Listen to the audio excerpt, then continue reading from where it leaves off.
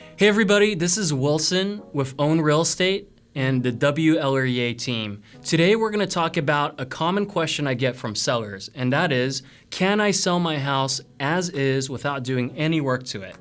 Honestly, the answer is you can. However, that's not the fiduciary thing for me to advise you on. It's much better, and I'll share the reasons why you should improve your home before selling, and you'll get a maximized value for the return.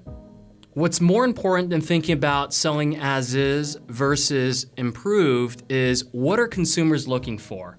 And I'm gonna answer that for you just to give you an idea of what it is that we need to do on the front end to improve our home potentially to make sure that we sell for a higher price. Consumers oftentimes don't have a couple things. And number one is they might not have the reserves or capital to improve the property themselves after buying it. And that's why if we are able to do it, we're more likely to encourage them to use more of the loan that they're gonna get to increase the purchase price. So more often than not, a buyer's gonna have an 80% loan or a 20% down payment. Oftentimes in our area, that 20% down payment is a pooling of money within the family, whether it's gift funds, retirement account, and to get to that 20% is difficult in itself.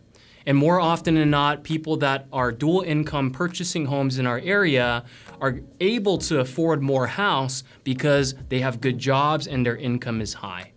Reason number two is most people don't have vendor or contractor handyman relationships.